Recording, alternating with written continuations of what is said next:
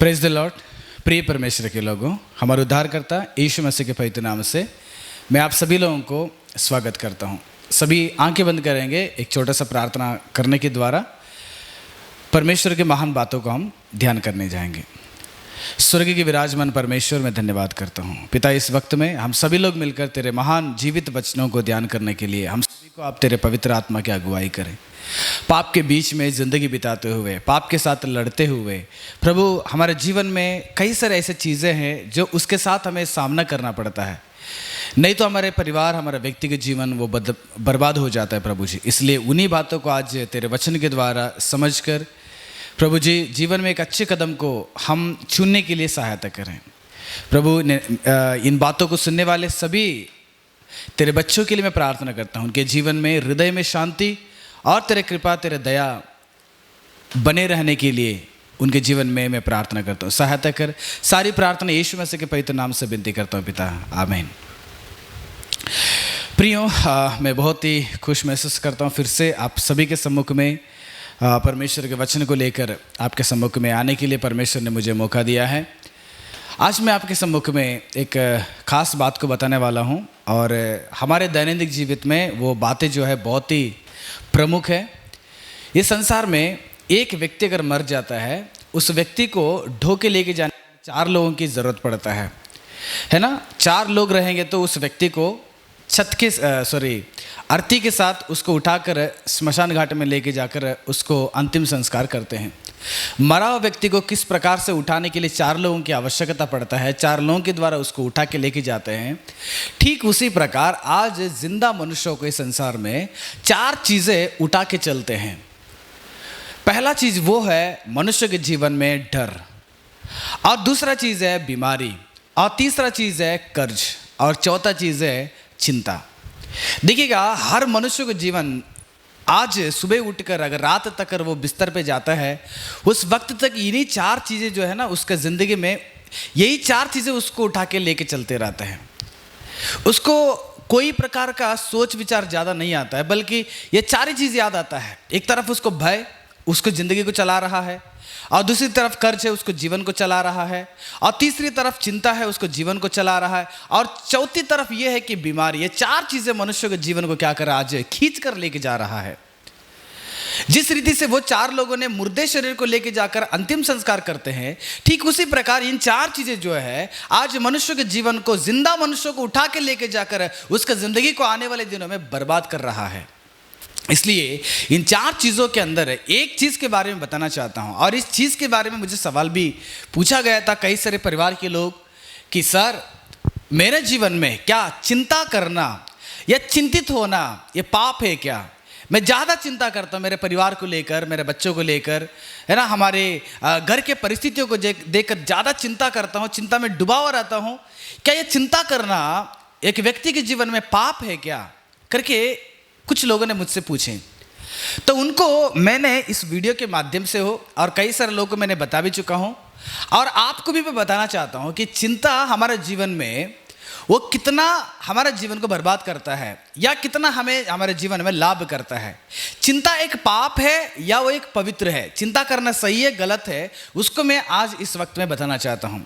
चिंता में डूबे हुए लोग या चिंता करते हुए अपने जिंदगी को ऐसे अगर आप लोग लेके जा रहे हैं, आज मेरे बात को आप सभी लोग प्रिय सुनना पड़ेगा। इसलिए चिंता करना गलत है या सही है, इसको जानने से पहले, चिंता करना पाप है या नहीं, इसको जानने से पहले हमें वो चीज़ को समझना पड़ेगा, आखिर इस संसार में पाप क्या होता है ना। पाप क्या होता है, अगर इसको जानेंगे, चिंता के विषय में हम सोच सकते हैं कि यह चिंता पाप है या पवित्र है। पाप क्या होता है, अगर आप बाइबल के अंदर आएंगे तो बाइबल में एक वचन ऐसे जिक्र किया गया है, रोमियो के अध्याय का 5वां अध्याय, रोमियो की किताब का 5वां अध्याय का 19वां पद में परमेश्वर के भक्त पौलुस ने ऐसे बताते हैं, क्योंकि जैसा एक मनुष्य के आज्ञा न मानने से बहुत लोग पापी ठहरे। पाप सिंपल से आप सभी को समझने के लिए इतना ही है, परमेश्वर की आज्ञाओं को तोड़ना, परमेश्वर की आज्ञाओं को ना मानना, परमेश्वर की आज्ञा के खिलाफ जो जीवन हम बिताते हैं वही पाप है। अभी कानून के हिसाब से जो कानून हमारे सरकार हो या हमारे संविधान जो कानून दिया है उसके खिलाफ अगर जिंदगी बिताते हैं वो तो अकानूनी होता है ना, वो एक अपराध होता है। ठीक उसी प्रकार मनुष्य के जीवन में परमेश्वर ने बताई हुई इन आज्ञाओं का उल्लंघन करते हैं, वही पाप होता है। शुरुआत में आदम और हव्वा के जीवन में उन्होंने शुरू में परमेश्वर की आज्ञा को तोड़ दी और उसके चलते आज धरती पे जितने भी मनुष्य हैं वो सबने मनुष्यों के अंदर एक पाप के स्वभाव प्रवेश कर चुका। जैसे एक मनुष्य के पाप के कारण, एक मनुष्य के आज्ञा ना मानने के कारण पाप, अनाज्ञाकारी का पाप जो जैसे प्रवेश हो गया वैसे कई सारे पाप मनुष्य के अंदर क्या हो गया है, पाप के स्वभाव प्रवेश कर चुका और सबने पाप हो गया है। आप शायद आपके मन में एक सवाल होगा कि आखिर एक व्यक्ति पाप करता है तो उसका पाप को हम कैसे भोग रहे हैं। समझने के लिए एक उदाहरण बताना चाहता हूं। दुनिया में आज सबसे बड़ी बीमारी और बहुत खतरनाक बीमारी HIV और एड्स है, आप सबको पता है। और इस HIV एड्स रहने वाले अगर एक लड़का लड़की को शादी करते हैं, उनके द्वारा पैदा होने वाले बच्चे कौन सी बीमारी से पैदा हो जाएंगे? उनको भी HIV वायरस की उस बीमारी से पैदा हो जाएंगे ना जी। अगर डॉक्टर के सलाहों के द्वारा, वैद्यों के अगर सजेशन के द्वारा अगर वो लोग अपना कदम को बढ़ाते हैं, पैदा होने वाले बच्चे को नॉर्मल से क्या कर सकते हैं, वो लोग पैदा कर सकते हैं। नहीं तो उन माता पिता के शरीर के अंदर, खून के अंदर रहने वाले उस वायरस बच्चे के भी अंदर फैल जाता है। ठीक उसी प्रकार आदि मानव ने जो पाप की स्वभाव था, जो आज्ञाओं को तोड़कर परमेश्वर के विरोध कदम बढ़ाया, वो जो स्वभाव है परमेश्वर के विरोध का स्वभाव, परमेश्वर की आज्ञाओं को ना मानने के स्वभाव, उनसे पार होकर उनके बच्चों को, इन बच्चों को उनसे अभी आज दुनिया के सबके अंदर आ गया है। इसलिए ध्यान में रखिएगा प्रियो, परमेश्वर के आज्ञाओं को ना मानेंगे, परमेश्वर की आज्ञाओं को तोड़ेंगे, परमेश्वर की आज्ञा के खिलाफ जिंदगी बिताते हैं, वह परमेश्वर के हिसाब में और आध्यात्मिक जीवित में वो पाप ठहरता है। इसलिए अगर आपके मन में मैं जो चिंता कर रहा हूं कोई चीज के बारे में कि ये जो चीज पाप है क्या, मैं पाप कर रहा हूं क्या, कितने मसीह लोगों को देखा हूं चिंता में डूबे हुए रहते हैं। उनके अंदर थोड़ा सा भी फिक्र नहीं होता है कि मैं कहां, मैं ऐसा नहीं होना है कि मैं जिंदगी में पाप करूं।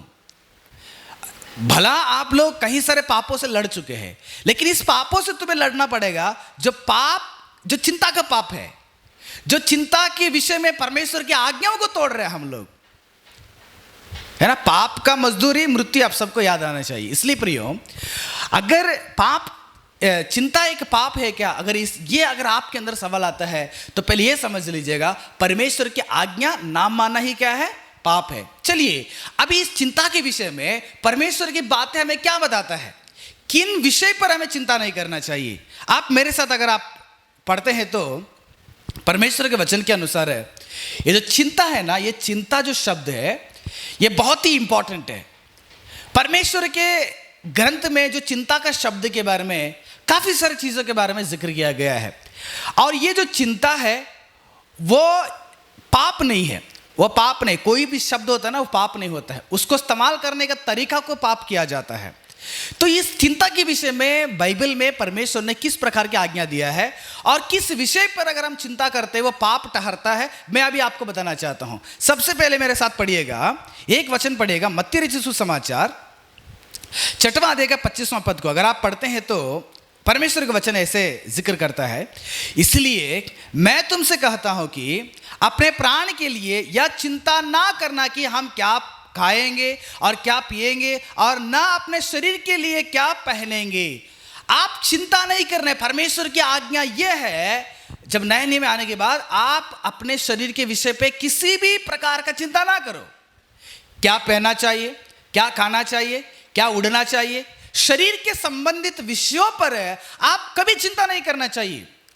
अगर परमेश्वर की इन आज्ञा मनुष्य के भीतर, मनुष्य के सामने आने के बावजूद भी अगर आप चिंता में डूब जाते हैं, क्या पहनना चाहिए, क्या खाना चाहिए, क्या पीना चाहिए, संसार के शारीरिक विषय पर अगर आपकी चिंता में डूबे रहते हैं, उसी के लिए अगर आप जिंदगी को बिताते हैं, शरीर के विषय में लेकर, शरीर के अभिलाषाओं को लेकर, या शरीर के कई सारे चिंता रहता है प्रिय मनुष्य को। मैं उसको आपको बताऊंगा तो समय नहीं होता, उतना चिंता है हमारे जीवन में, है ना। पैसे को लेकर चिंता है, बीमारी को लेकर चिंता है, कल क्या खाना उसको लेकर चिंता है, कल कहां पर कितना कमाना उसके बारे में चिंता है। चिंता एक ऐसी चीज है मनुष्यों को बहुत तनाव में डाल देता है, और चिंता के कारण कई सारे लोग सही से खा नहीं पाएंगे, चिंता के कारण कई सारे लोग सो नहीं पाएंगे, चिंता के कारण अपना दिमाग को एक काम में कंसंट्रेशन नहीं लगा पाते हैं, चिंता के कारण मनुष्यों ने सही काम नहीं कर पाते, चिंता के कारण उसके जिंदगी में शारीरिक में कई सारी बीमारी को लेकर आ जाते हैं। चिंता एक ऐसी चीज है आपकी जिंदगी को बहुत कमजोर करता है, आपको धीरे धीरे धीरे धीरे धीरे वो काफी दबाकर आपकी जिंदगी को बर्बाद करता है। इसलिए यीशु मसीह ने कहा आप शरीर के विषय में चिंता ना करो। परमेश्वर की आज्ञा है ये, अगर परमेश्वर ने कहा इसको ना करो, वो हमारे लिए आज्ञा है, और उसको अगर हम लोग क्रॉस करेंगे, परमेश्वर ने बताने के बावजूद भी अगर आप उस आज्ञा को नहीं मानेंगे या उस बात को नहीं मानेंगे, उस बात पर नहीं चलते हैं, तो आप उसके चलते कई सारे पाप को करना पड़ता है। यीशु ने कहा है ना, प्रभु यीशु मसीह ने कहे शरीर के विषय पे चिंता मत करो, लेकिन हम फिर भी उन बातों को ध्यान करते हैं, सुनते हैं, और पास्टर लोग भी बताते हैं, कई सारे लोग हमें बताते हैं, बाइबल में लिखा गया है, पढ़ने के बावजूद भी शरीर को लेकर, शरीर की जिंदगी को लेकर, कल के दिन को लेकर काफी सारे चिंताओं से हम डूब जाते हैं। प्रिय मैं आपको बताना चाहता हूं, जो व्यक्ति अपने जीवन में शारीरिक चिंता में डूबा रहता है, शारीरिक विषय पर चिंता करता है, शारीरिक जीवन पर ज्यादा चिंता करता है, उसमें कितना नुकसान होने वाला है, क्या क्या उसको नुकसान होगा देखिएगा। मत्ती रचित सुसमाचार 13वां अध्याय 22वां पद में परमेश्वर का वचन ऐसे हमें बताती है, जो झाड़ियों में बोया गया या वह है जो वचन को सुनता है, पर उस संसार की चिंता और धन का धोखा वचन को दबाता है। जो व्यक्ति संसार में शारीरिक चिंता रहता है, या धन की चिंता रहता है, या केवल इस संसार की जिंदगी 60-70 साल का जिंदगी के बारे में ज्यादा चिंता से डूबा रहता है, उस व्यक्ति के जीवन में सबसे बड़ी नुकसान वो है जो तुम्हारे जिंदगी को सही करने वाला, जो तुम्हारे जीवन को पवित्र रास्ते में चलाने वाला, जो तुम्हारे जीवन में विश्वास को बढ़ाने वाला, जो तुम्हारे जीवन को हिम्मत से बढ़ाने वाला, जो तुम्हारे जीवन में सबसे ज्यादा आधार है, वो परमेश्वर के वचन से आपको दूर कर देगा। बाइबल बताता है कि ये एक व्यक्ति के हृदय में वचन जैसे बोया गया, संसार की जो चिंता है उस वचन को दबा देता है, और वह वचन तुम्हारे जीवन में कामयाब होना नहीं चाहता है, मतलब कामयाब नहीं होगा, वो फसल नहीं दे पाएगा, वो वचन ऐसे ही दबा रहेगा। वचन का क्या बोलते हैं, उसका परिणाम आपके जीवन में नहीं दिखता है, क्योंकि तुम तो संसार की चिंताओं में डूबे हैं ना। इसलिए प्रियो यीशु का उस बात को ध्यान में लगाइएगा कि यीशु ने कहा संसार के विषय पर, शारीरिक विषय पर चिंता ना करो, कल क्या पहनना है, क्या खाना है, कहां जाना है, क्या नहीं करना है। शरीर की चिंता तुम्हें परमेश्वर के अनमोल वचन से दूर करता है, और क्या करता है देखिएगा। मार्कुस रचित सुसमाचार 4 अध्याय 38वां वचन जाके पढ़ेंगे तो, और वह आप पिछले भाग में गदी पर सो रहा था, तब उन्होंने यानी कि यीशु मसीह चेले ने उससे जाकर उससे कहा, हे गुरु, क्या तुझे चिंता नहीं कि हम नाश हुए जाते हैं। जो व्यक्ति को शारीरिक चिंता रहेगा ना, वो व्यक्ति जिंदगी में बहुत भयभीत हो जाता है। पिछले हफ्ते में मैंने बताया था कि एक व्यक्ति के जीवन में भय कितना नुकसान करने वाला है, और तुम्हें बर्बाद करने वाला जो डर है तुम्हारे जीवन में तब भी उत्पन्न होता है जब तुम चिंता से डूबे रहते हैं। यीशु मसीह के चेले लोग यीशु मसीह के साथ हैं, नाव हिलने लगा, तूफान के कारण नाव में थोड़ा सा बदलाव उठा गया। उस परिस्थिति को देखकर सारे चेलों ने यीशु के पास आकर कहने लगे, प्रभु आपको चिंता नहीं, हमको चिंता है, हम मर रहे हैं, हमको घबराहट है, हम मर रहे हैं, आपको चिंता नहीं। जो व्यक्ति संसार में चिंता से डूबा रहता है ना, उसको यही घबराहट होगा, अयो कल मेरा जीवन क्या होगा, अयो मेरे बीमारी के कारण मैं मर जाऊंगा क्या, अयो मेरे बिना काम की वजह से मैं मर जाऊंगा क्या, मेरा परिवार क्या हो खत्म हो जाएगा, मेरा परिवार क्या होने वाला है, मेरी जिंदगी क्या होने वाला है, मेरा भविष्य क्या होने वाला है। हर बात को लेकर उस व्यक्ति क्या करता पता है, बहुत सारा चिंता में डूबकर डर से जिंदगी को खत्म कर देता है। और चिंता तुम्हें डर में लेके जाता है, और वो डर तुम्हें गलत रास्ताओं को चुनने के लिए तैयार कर देता है। इसलिए यीशु मसीह को उस बात को याद कीजिएगा। चेलों को डर आ गया, चेलों को चिंता के कारण डर आ गया। यीशु मसीह के पास जाकर बोल रहे, प्रभु आपको चिंता नहीं? यीशु मसीह को चिंता करेंगे, यीशु मसीह चिंता करेंगे हमारा विनाश को देखकर।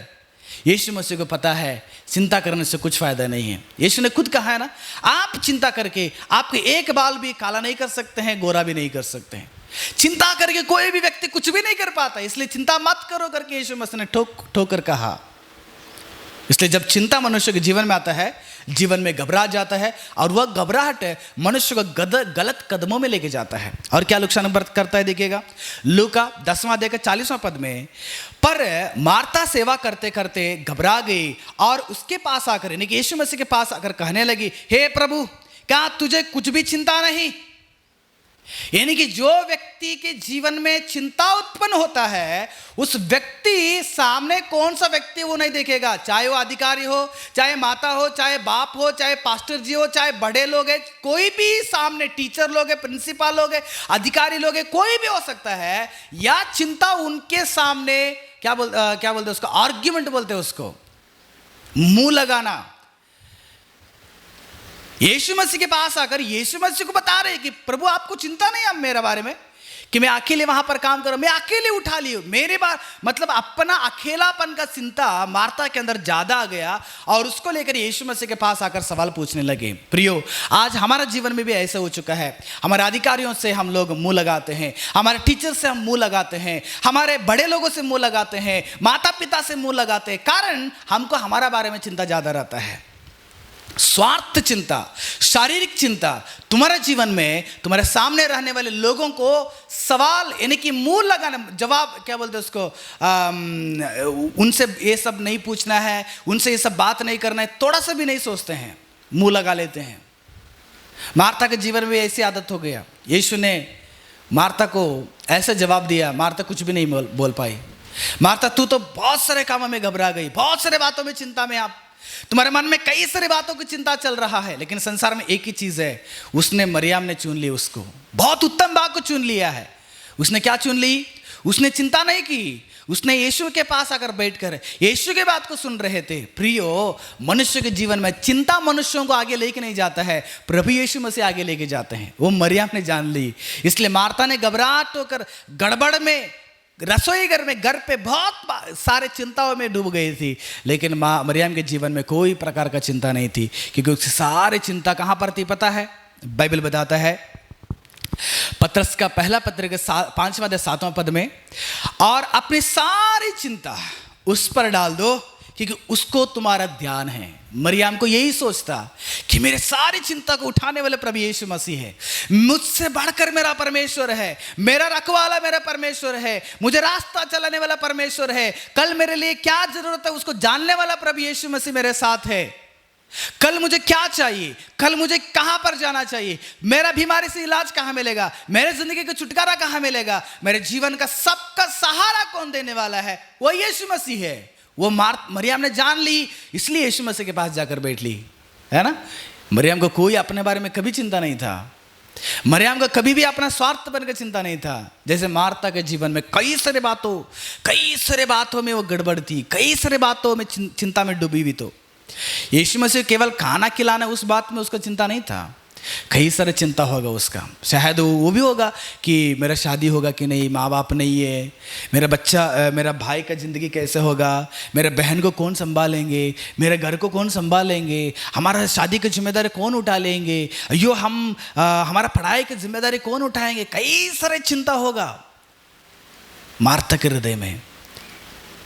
यीशु ने कहा कई सारे बातों में तुम चिंता में डूबे हुए हैं, एक काफ़ी आप लेने के लिए। क्या काफ़ी है? आप अपने शारीरिक चिंताओं को उस पर डाल दो जिसको तुम्हारे बारे में ज्यादा फिक्र है। इस संसार में हमारे बारे, मेरे बारे में फिक्र करने वाले मेरे माँ बाप नहीं है, मेरे पत्नी भी नहीं कर पाएंगी, या मेरे बच्चे भी नहीं कर पाएंगे, उससे भी 1000 गुना फिक्र करने वाला परमेश्वर प्रभु यीशु मसीह है। आपके बारे में फिक्र करने वाला प्रभु यीशु मसीह। हम क्या सोच रहे हैं? मुझे एक जवाब बताइएगा। जहां पर एक अनाथ बच्चा रहता है, कोना में एक बहुत बड़ा बीमारी रहता है, समाज में उसको सहारा कोई भी नहीं रहता है, उनको सहारा देने वाला कौन है? हम दे रहे हैं क्या? उनको कहीं ना कहीं सहारा मिल रहा है, कोई ना एक व्यक्ति के द्वारा उनको सहारा मिल रहा है, कोई एक व्यक्ति के द्वारा उसको भोजन मिल रहा है। इस संसार के अंदर या संसार में आकाश में उड़ने वाला पक्षी को देखिएगा, समय समय पर उनको खाना कौन खिला रहा है। जंगल में रहने वाले जानवर को देखिएगा, समय पर उनको भोजन कौन खिला रहा है। बाइबल बताता है कौवे के बच्चों को जो खाना का जरूरत है वो भी परमेश्वर जानता है। जंगल में रहने वाले शेर का भूख परमेश्वर जानता है। इसलिए मरियम के जीवन में प्रभु यीशु मसीह के आंगन काफी था कि मेरा सारा चिंता यीशु मसीह के पास रख दूं, इसलिए यीशु के सामने बैठ गई उसने। इसलिए प्रिय परमेश्वर के लोगों, तुम्हारा जीवन में जब आप शारीरिक चिंता करोगे, जब आप शारीरिक प्रकार का चिंता तुम्हारे हृदय में उत्पन्न होगा, वह बहुत बड़ा पाप है। क्योंकि प्रभु यीशु मसीह ने कहा शरीर के विषय पर लेकर तुम्हें चिंता करने की आवश्यकता नहीं है।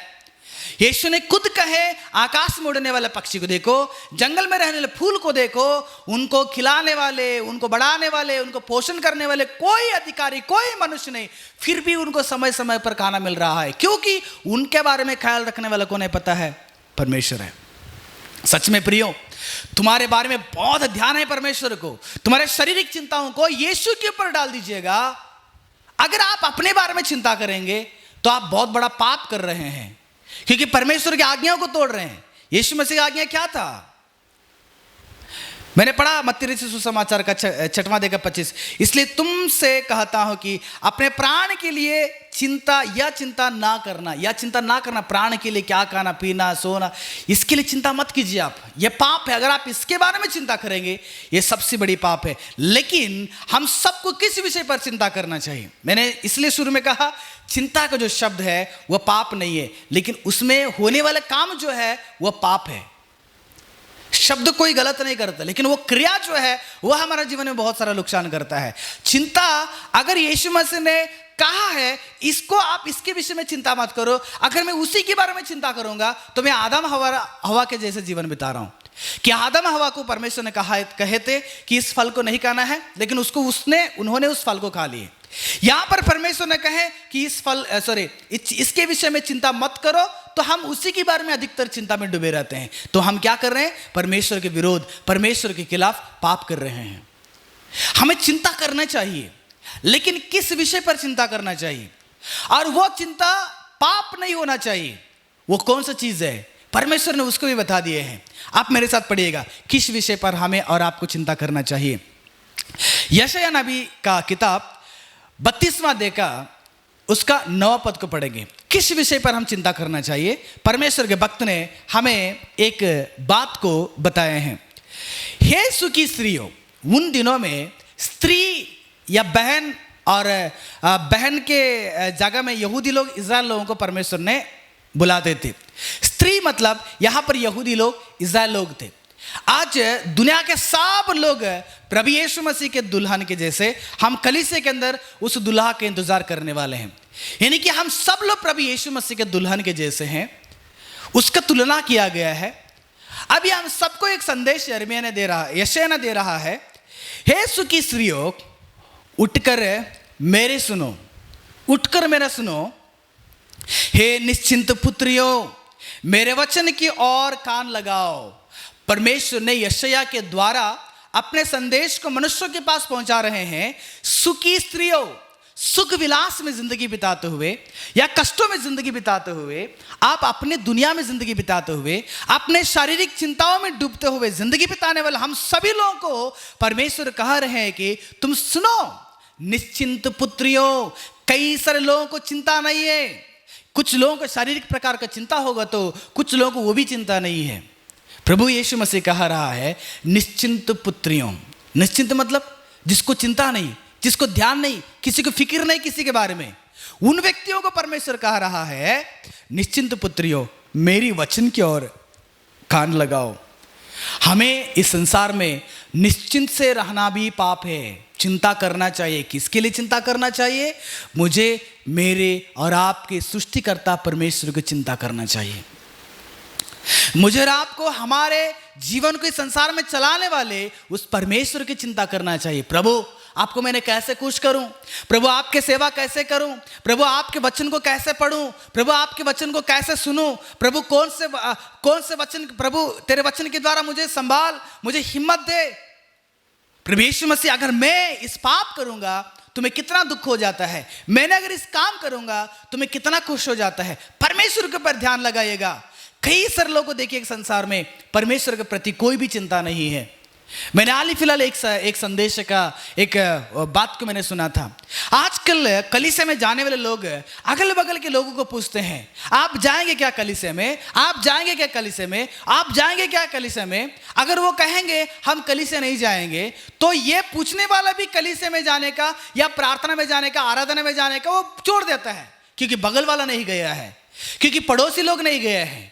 क्या पड़ोसी लोग नरक में जाएंगे, क्या तुम भी नरक में जाएंगे? क्या पड़ोसी लोग परमेश्वर के आशीष से दूर रहेंगे, क्या आप तुम भी परमेश्वर के आशीष से दूर रहेंगे? मतलब मनुष्य के जीवन में मनुष्य को देकर जिंदगी बिता रहे बिना परमेश्वर को देकर कोई जिंदगी नहीं बिता रहे हैं। परमेश्वर का कोई प्रकार का डर नहीं है।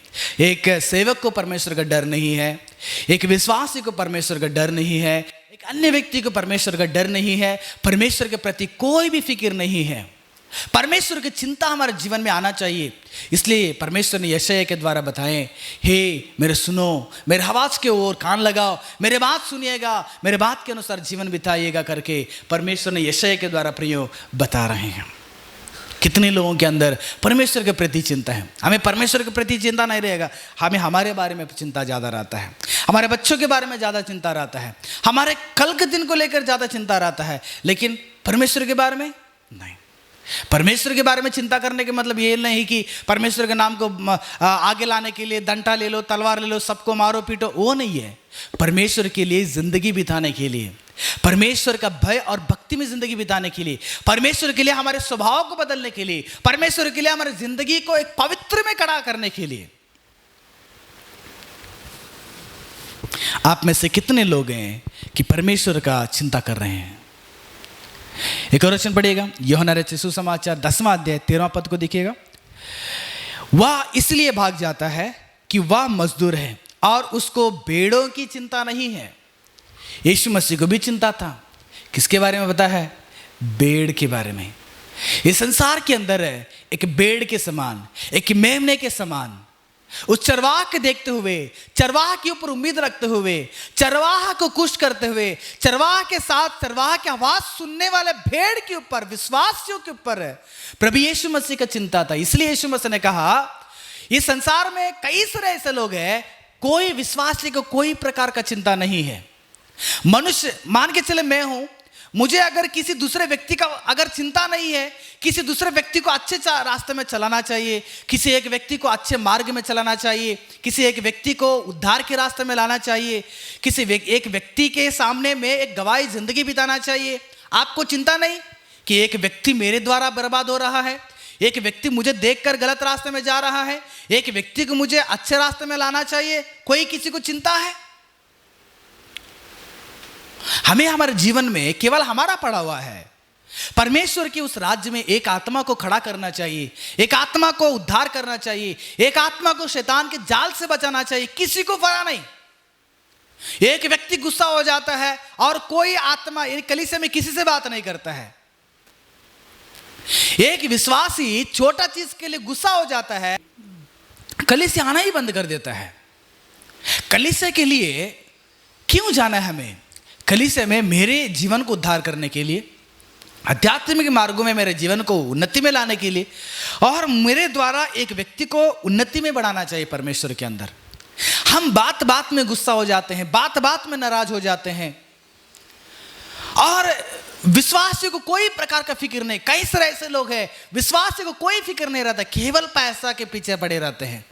वो विश्वासी आत्मिक जीवन में बढ़ा हुआ है कि वो परमेश्वर करीब जिंदगी बिता रहे हैं या परमेश्वर के अलावा जिंदगी बिता रहे हैं, वो कुछ भी नहीं देखेंगे, केवल पैसा के पीछे पड़े रहते हैं, केवल इस संसार के पीछे पड़े रहते हैं। प्रियो, जो व्यक्ति एक भेड़ को रक्षा नहीं कर पाता है, एक व्यक्ति को शैतान के हाथ से नहीं छुड़ा सकता है, वो व्यक्ति उस व्यक्ति के समान है जो यीशु मसीह ने कहा था, ये वे लोग हैं, वक्त आएगा ना, भेड़ के बारे में चिंता नहीं करेंगे, वे अपने बारे में चिंता करेंगे।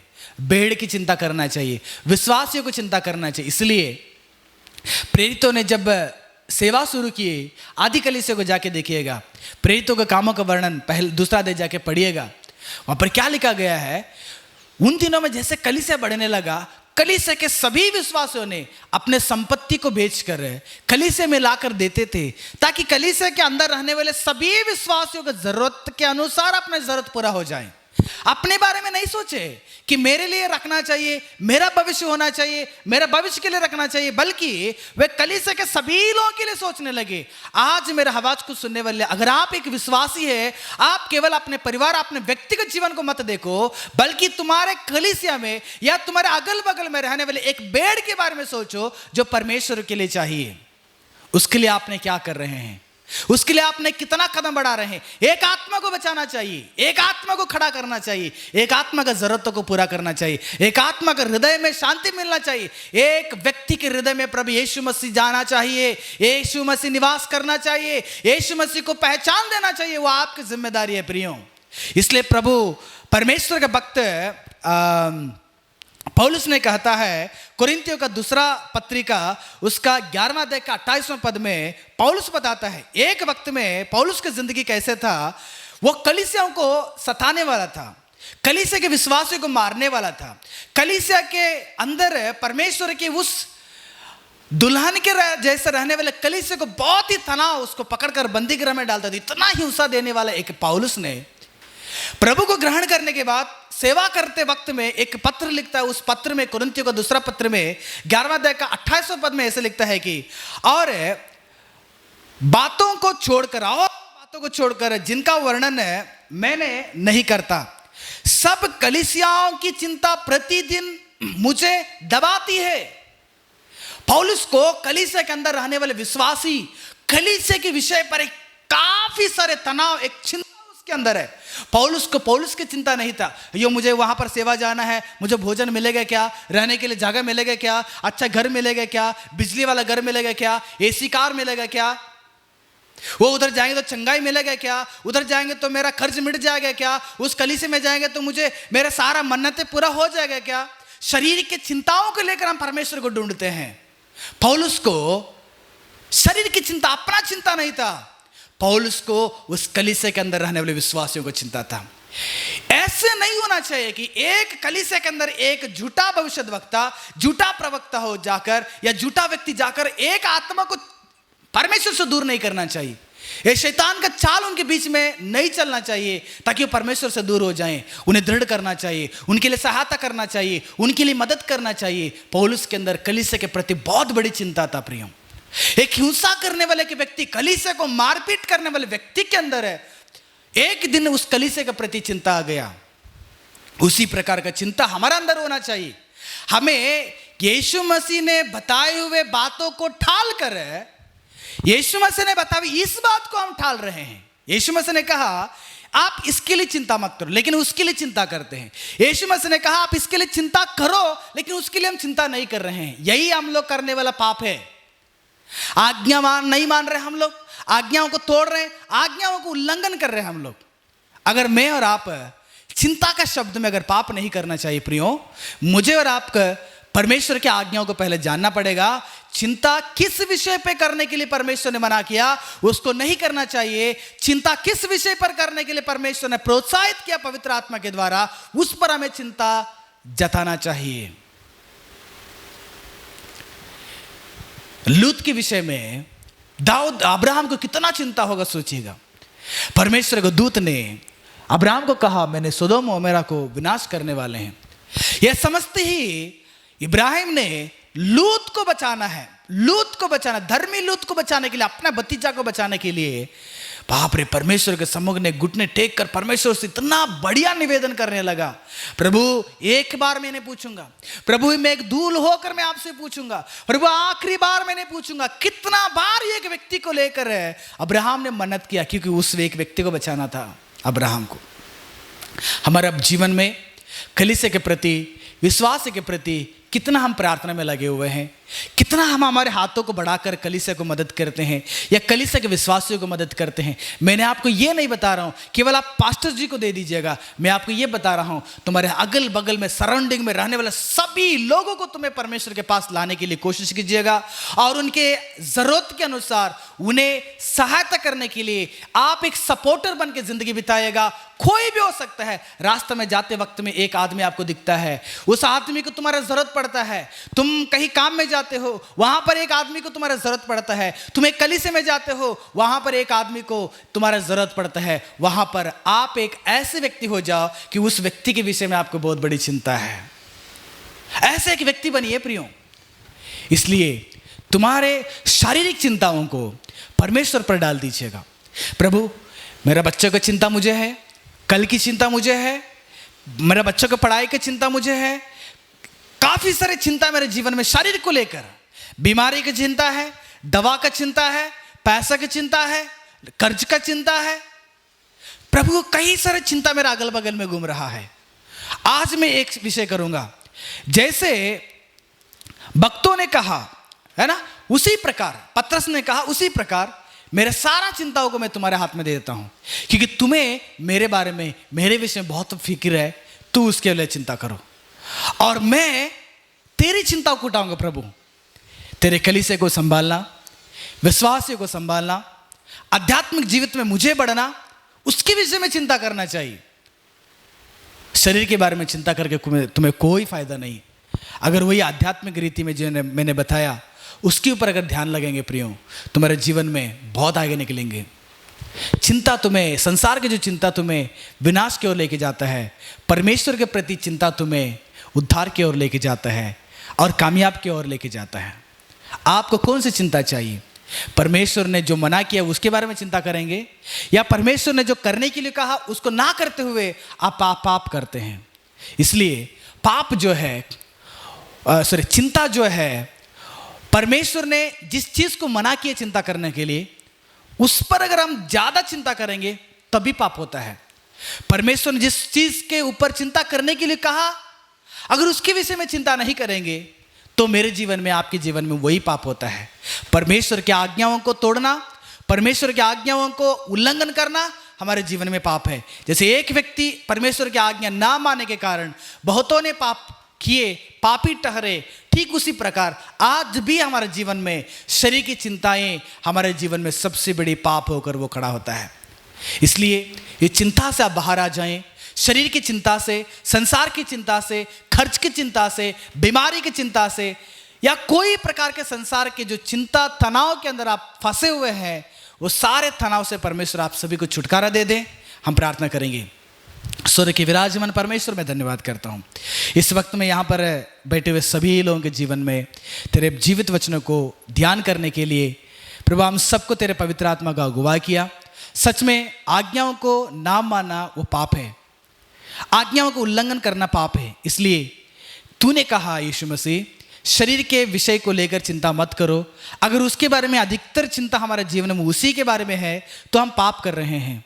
इसलिए प्रभु इस पाप से छुटकारा पाना चाहिए और जिसके विषय में चिंता करने के लिए तूने उत्साहित किया है उसी के ऊपर हम चिंता करें। कलीसिया के बारे में करें, विश्वास के बारे में करें, हमारे आध्यात्मिक जीवित के बारे में करें। तेरे बारे में एक चिंता हमारे अंदर उत्पन्न होना चाहिए। वैसे हमारे जीवन में आप और भी मजबूत करें। मैं प्रार्थना करता हूं इस आवाज को सुनने वाले सभी के जीवन में अगर कोई प्रकार की समस्याएं, बीमारियां या तनाव में है या पाप में जिंदगी बिता रहे हैं, चिंता में ज्यादा डूबे हुए हैं, उन सबको एक छुटकारे आज इस वक्त में देने के लिए मैं निवेदन करता हूं।